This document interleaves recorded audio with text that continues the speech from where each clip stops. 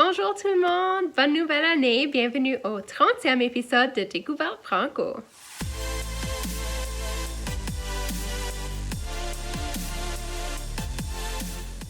Cette semaine, je vous propose quelques films en français qui, j'espère, pourront vous amener un peu de lumière durant vos soirées de confinement.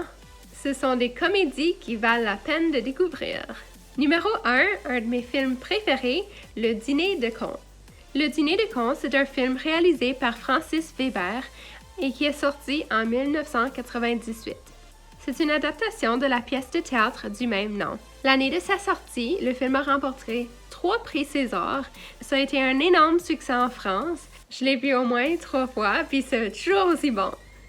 Dans le film, à chaque semaine, Pierre Brochand et ses amis organisent un dîner de cons où chacun doit amener un con.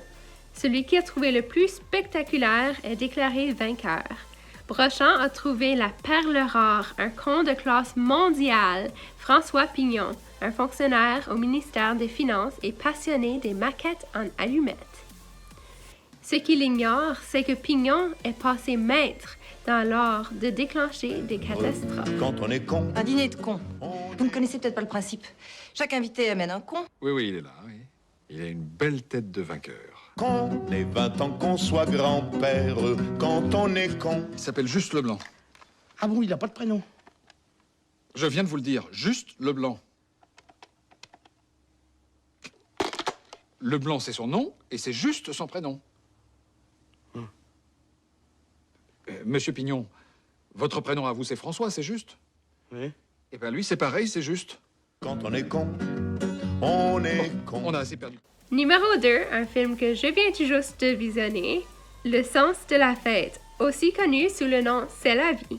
Le sens de la fête, c'est un film français réalisé par Éric Toledano et Olivier Nakache, sorti en 2017. Traiteur, doté d'une trentaine d'années d'expérience, Max doit organiser une somptueuse réception dans un château du 17e siècle à l'occasion d'un mariage. Des préparatifs à la soirée, rien ne se passe comme prévu dans les coulisses.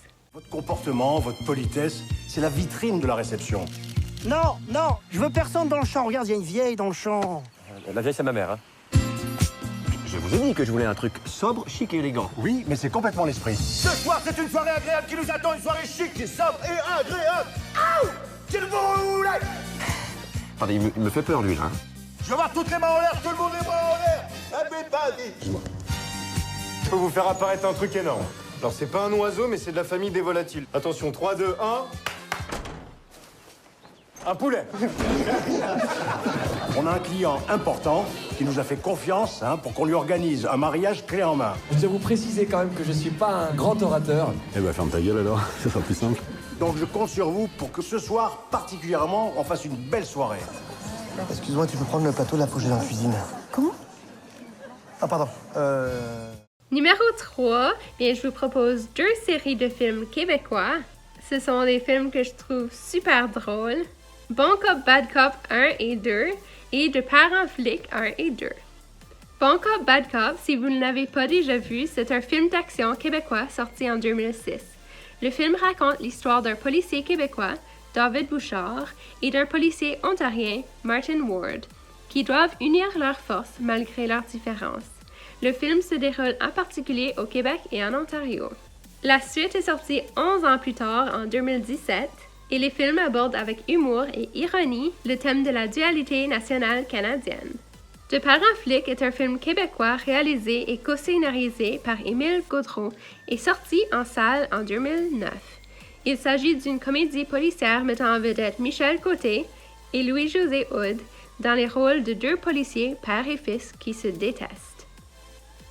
Ce film est l'un des plus grands succès du box-office québécois. Sa suite, De Parents flics 2, est sortie en 2017. Les liens pour visionner tous ces films se trouvent dans le texte de cette publication.